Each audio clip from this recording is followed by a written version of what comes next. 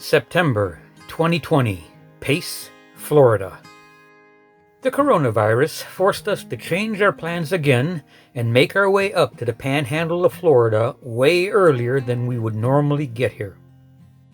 So for at least the next 2 months, it looks like we do have a place to stay. After that, it's a little bit more up in the air. On the upside, we're really close to the 18 acres of land belonging to Rob and Kathy. Rob and Kathy live in Alabama, but it's pretty much right across the border from Florida. So we get to go up and we get to visit with them often while we're here. We always get to have a nice bonfire because Rob and Kathy like to have this area clear of brush. We enjoy spending time up there at those 18 acres. Whenever the weather permits, we like to bring all the fixings we need in order to grill out.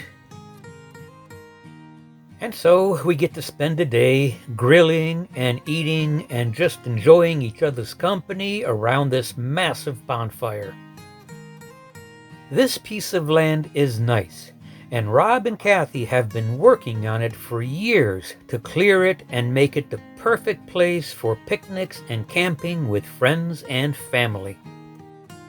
And during this visit, we even had a chance to hook up with Janet's family via video conference as they're spread out all over the country. So we've been in Pace for 2 weeks, and it's starting to look like 2020 was finally done with messing with us. And since 2020 couldn't let that happen, it decided to throw another hurricane at us. And this time, it was Hurricane Sally, a Category 2 hurricane. The hurricane was headed toward New Orleans, and it wasn't supposed to come our way. But at the very last minute, when it was obviously too late for us to bug out, the hurricane changed course and came right at us. The wind was blowing so hard that it brought down a tree just across the road from where our RV and car was parked. The tree ended up missing the front bumper of my car by less than a foot. But the tree wasn't my only problem. I ended up having to spend most of the night outside in this nasty hurricane. The neighbor's carport tried to go airborne. I ended up piling rocks all around it to keep it down and keep it from blowing right into the side of my RV.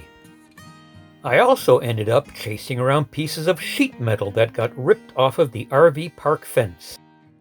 After the weather finally cleared, we were still stuck in the park for 3 days without power as the roads were completely impassable. Fortunately, the lack of power didn't bother us so much because our RV has its own built-in generator.